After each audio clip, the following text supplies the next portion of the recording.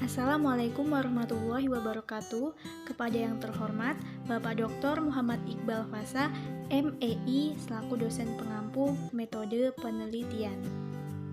Sebelumnya, mohon izin untuk memperkenalkan diri terlebih dahulu. Perkenalkan, nama saya Tika Raffidatul Azizah dengan NPM 1951010512. Saya dari kelas G semester 5, Prodi Ekonomi Syariah, Fakultas Ekonomi dan Bisnis Islam. Baiklah, pada kesempatan kali ini saya membuat sebuah video yang berisikan tentang beberapa materi yang saya dapatkan, kemudian saya resum selama perkuliahan metode penelitian ini. Pada bagian yang pertama, di sini saya akan membahas tentang definisi dari metode penelitian. Apa itu metode penelitian? Metode penelitian adalah sebuah langkah, cara, maupun metode yang harus kita lakukan untuk mencari sebuah data yang ada di lapangan saat kita akan menyusun sebuah penelitian, baik itu berupa skripsi, paper, dan lain sebagainya. Selanjutnya, ada beberapa tips atau cara agar dapat menulis secara cepat. Yang pertama, hindari mengcopy dari sumber-sumber yang berasal dari internet, seperti blogspot dan lain sebagainya. Yang kedua, setiap paragraf gunakan minimal satu referensi yang akan dirujuk. Yang ketiga, hindari plagiarisme. Yang keempat, kita mengakui bahwa kita merujuk pada karya seseorang. Berikutnya, ada beberapa cara yang dapat kita lakukan dalam membuat sebuah penelitian. Yang pertama yaitu mencari judul penelitian. Dalam mencari judul penelitian, hal yang kita dapat lakukan yaitu pertama dimulai dari mengetahui topik apa yang kita suka dan passion kita ada pada materi apa. Sebagai contoh, kita suka materi zakat, maka langkah yang kedua yang harus kita lakukan yaitu mencari judul yang spesifik mengenai materi zakat tersebut. Langkah ketiga yaitu kita dapat menemukan sebuah judul pada saat kita mengikuti webinar ataupun dari jurnal-jurnal terdahulu yang telah kita baca. Yang keempat, setelah kita memahami jurnal terdahulu, kita juga dapat mengetahui adanya kesenjangan atau perbedaan hasil terdahulu dengan fakta yang ada di lapangan. Yang kelima, yaitu kita dapat mengangkat sebuah judul berdasarkan dari rekomendasi dari penelitian terdahulu untuk peneliti di masa yang akan mendatang. Selanjutnya, abstrak.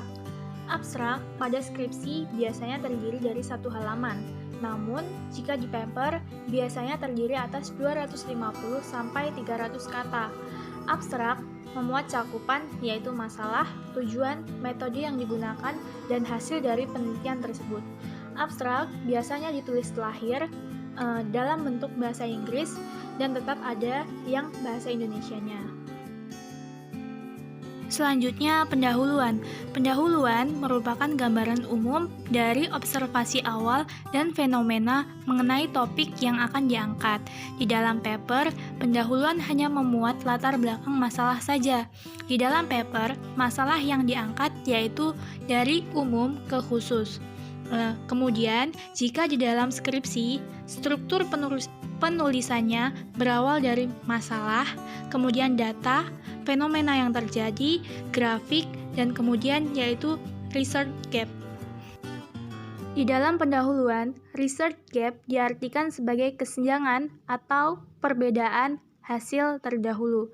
Sebagai contoh, yaitu kesenjangan antara teori dan praktek yang ada di lapangan. Sebagai contoh, yaitu teori etika dan praktek moral, di mana seharusnya teori etika bisnis Islam harus sesuai dengan praktek moral kerja Islami.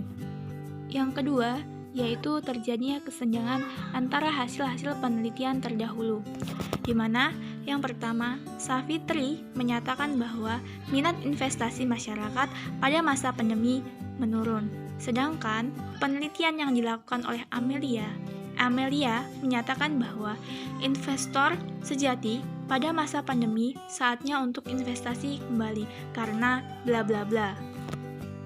Dari penelitian tersebut, dua-duanya telah memiliki alasan yang kuat karena dua-duanya telah melakukan penelitian. Selanjutnya, posisi kita sebagai peneliti yaitu menguji dan menganalisis apakah yang menjadi inkonsistensi terhadap penelitian terdahulu tersebut.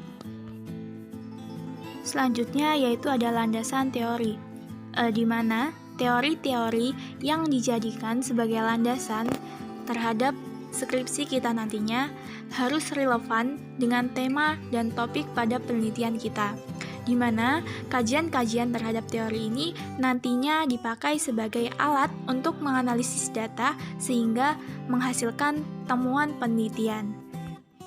Landasan teori ini terbagi menjadi dua. Yang pertama yaitu kajian pembahasan 1 dan kajian pembahasan 2. Pada kajian pembahasan 1 berisikan tentang materi umum.